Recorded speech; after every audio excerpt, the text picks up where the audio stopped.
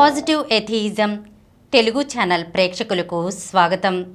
గాంధీజీకి గోరాకి నాస్తికత్వం గురించి చర్చ జరిగినప్పుడు గాంధీజీ గోరాని మీరు నాస్తికత్వం ఎందుకు కావాలనుకుంటున్నారు అని ప్రశ్నించగా దానికి గోరా గారు ఇచ్చిన సమాధానం గురించి మనం క్రిందటి ఎపిసోడ్లో తెలుసుకున్నాం కదా. ఈరోజు ఎపిసోడ్లో మరికొన్ని విషయాలను తెలుసుకుందాం. గోరా ఇచ్చిన ఈ దీర్ఘ వివరణలో మాటలతో కూడిన వాదన కాదు మనకు కనబడేది. ఆవేదనతో స్పందించిన ఆయన హృదయం జీవితతత్వం అనే నదిలో ప్రవహించింది. గాంధీజీ ఇదంతా శ్రద్ధగా నిదానంగా విని ఇలా అన్నారు. అవును, మీ మాటలలో నాకొక ఆదర్శం కనబడుతోంది. నా ఆస్తికత్వం ఒప్పు అని కానీ మీ నాస్తికత్వం తప్పు అని కానీ నేను చెప్పజాలను. మనం సత్యాన్వేషులము. తప్పుత్రోవను వెళుతున్నామని తెలియగానే మనం మార్చుకుంటాము. నా జీవితంలో నేను ఈ విధంగా ఎన్నోసార్లు మార్చుకున్నాను. మీరు గట్టి కార్యకర్తలనే సంగతి నాకు కనబడుతున్నది. మీరు అంధవిశ్వాసులు కారు. తప్పుత్రోవను పోతున్నట్లు తెలుసుకోగానే మార్చుకుంటారు. మీలో అంధవిశ్వాసం లేనంత వరకు భయం ఏమీ లేదు. సరియైన విధానం మీదో నాదో ఫలితాలే రుజువుపరుస్తాయి. అప్పుడు నేను మీ మార్గాన్ని అనుసరించవచ్చు, మీరు నా మార్గాన్ని అనుసరించవచ్చు, లేదా ఇరువురం కలిసి మరొక మార్గాన్ని అనుసరించవచ్చు. అందుచేత మీ పనిలో ముందుకు సాగి నడవండి. మీ విధానం నాకు వ్యతిరేకమైనప్పటికీ నేను మీకు తోడ్పడతాను. ఈ సంభాషణ తర్వాత గాంధీజీ గోరా మరింత సన్నిహితమయ్యారు. తరచూ గోరా సేవాగ్రాం వచ్చి వెళుతూ ఉండేవారు. గోరా గాంధీజీ పరివారంలో ఒకరయ్యారు. గోరా నాస్తికునిగా సాంఘిక సమానత్వం కొరకు, అస్పృశ్యత నిర్మూలనకు చేస్తున్న కృషి అంతవరకు సహపంక్తి భోజనాల వరకు పరిమితంగా ఉండెను. కులాలు పోవాలంటే వర్ణాంతర వివాహాలు కావాలని గోరా ప్రచారం చేస్తూ వచ్చారు. గోరాలోని ప్రత్యేకత ఆయన ఏది చెబుతారో అది ఆచరించి చూపుతారు. చెప్పింది చేయడం, చేసింది చెప్పడం గోరా దృష్టిలో ఇదే నీతి. చేత జోడింపబడని మాట అవినీతిని ప్రోత్సహిస్తుందని ఆయన అంటారు. ఆచరణ లేని ప్రబోధం బాధ్యతారాహిత్యానికి చిహ్నం. సరస్వతి గారు మత చిహ్నాలైన బొట్టు, గాజులు, తాళిబొట్టు తీసివేశారు. మాంసాహారం తప్పు కాదని చూపుటకు కుటుంబంతోని అందరూ అలవాటు రీత్యా శాకాహారులైన మాంసం తిని చూపించారు. ఇప్పుడు గోరా పెద్ద కుమార్తెకు పెండ్లి ఈడు వచ్చింది.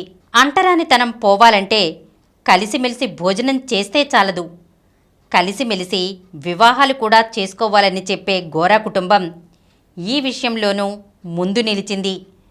సిద్ధాంతరీత్యా ఒక హరిజన్ని వివాహమాడుట ఇష్టమేనా అని తన పెద్ద కుమార్తె మనోరమను సంప్రదించారు. ఆమె అంగీకారం తెలిపింది. గోరా, సరస్వతి సంతోషించారు.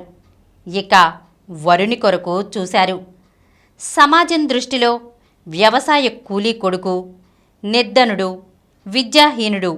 కానీ గోరాకి నచ్చింది అతనిలోని మార్పుకై ఆవేదన, కార్యదీక్ష. 3-4 సంవత్సరాలుగా అర్జునరావుని గోరా కుటుంబం ఎరుగును. అర్జునరావుతో ఈ విషయమై ప్రస్తావించగా ఆయన నిశ్చేష్టుడైపోయారు. కలో నిజమో కూడా ఆయనకు అర్థం కాలేదు.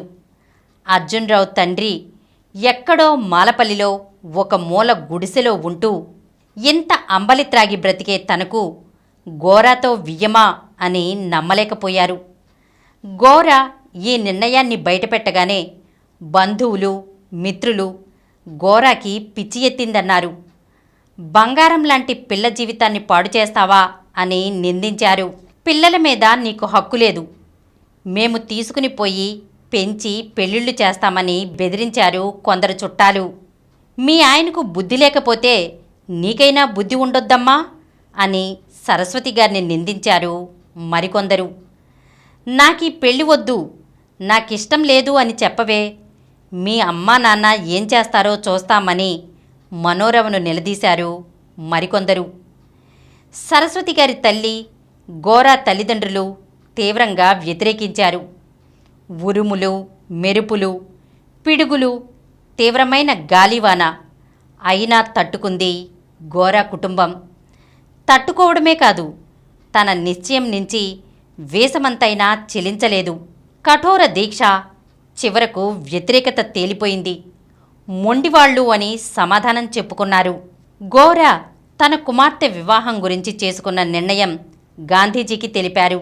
సరిగ్గా అంతకు కొద్ది నెలల క్రితమే గాంధీజీ సేవాగ్రంలో హరిజన సేవక్ సంఘం కార్యకర్తల సమావేశంలో మాట్లాడుతూ సంఘం కార్యకలాపాల ఎడల తీవ్రమైన అసంతృప్తిని తెలియజేసి, మీలో ఎవరైనా మీ అమ్మాయినో అబ్బాయినో హరిజనులకిచ్చి వివాహం చేయుటకు సిద్ధంగా ఉన్నారా అని సవాల్ చేశారు.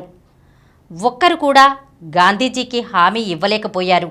అందుచేత గోరా సమాచారముగా వివాహ విషయం తెలిసేసరికి ఈ వివాహం తానే జరుపుతానంటూ ముందుకు వచ్చారు గాంధీజీ. ఈ విషయమై మాట్లాడుటకు గాంధీజీ హిందీ ప్రచార సభ రజత జయంతి ఉత్సవాలకు అధ్యక్షత వహించుటకు 1946 ఫిబ్రవరిలో మద్రాసు వచ్చినప్పుడు మనోరమ, అర్జునరావులను తీసుకుని గోరా మద్రాసు వెళ్ళి గాంధీజీకి పరిచయం చేశారు. గాంధీజీ ఈ వివాహం జరుపుటకు గోరాగారు అంగీకరించలేదు. ఎందుకంటే గాంధీజీ దేవుని పేర వివాహం చేయిస్తారు. మరి గోరాయే కాక వధూవరులు నాస్తికులే. వీరికి దేవునిలో నమ్మకం లేదు. ఈ వివాహ విషయంలో దైవసాక్షిగా అనుటకు బదులు సత్యసాక్షిగా అని అంటానని, వివాహ తంతులో ఎక్కడా దైవ సంబంధమైన శబ్దం రానివ్వనని గాంధీజీ గోరాకి హామీ ఇచ్చిన మీదట గాంధీజీ ఈ వివాహం జరిపించుటకు గోరా అంగీకరించారు. అయితే మనోరమకు 17 సంవత్సరాలే కనుక 2 సంవత్సరాల వరకు వివాహం వాయిదా వేద్దామని, ఈలోగా అర్జునరావు సేవాగ్రం ఆశ్రమంలో ఉండి హిందీ నిర్మాణ కార్యక్రమాలు మొదలైనవి నేర్చుకుని విషయాలు తెలుసుకుంటారని గాంధీజీ సూచించారు. అందుకు గోరా అంగీకరించారు. ఈ విధంగా అర్జునరావు సేవాగ్రామ్ ఆశ్రమంలో ఉండుటకు వెళ్లారు. ఈరోజు మనం గోరా గారికి సంబంధించిన కొన్ని విషయాలను గురించి తెలుసుకున్నాం కదా. వచ్చే ఎపిసోడ్లో మరికొన్ని విషయాలతో కలుద్దాం. ఈ కార్యక్రమం మీకు ఎంతో నచ్చింది కదా. ఇటువంటి మరిన్ని వీడియోల కోసం అనతి కాలంలోనే 20 కోట్ల వ్యూస్ సాధించిన సమరం ఛానల్ సమర్పించు పాజిటివ్ ఎథియిజం తెలుగు ఛానల్కు సబ్స్క్రైబ్ చేయండి, లైక్ చేయండి, మీ ఫ్రెండ్స్కి షేర్ చేయండి. అలాగే ప్రక్కనున్న గంట సింబల్ని ప్రెస్ చేయడం మర్చిపోకండి.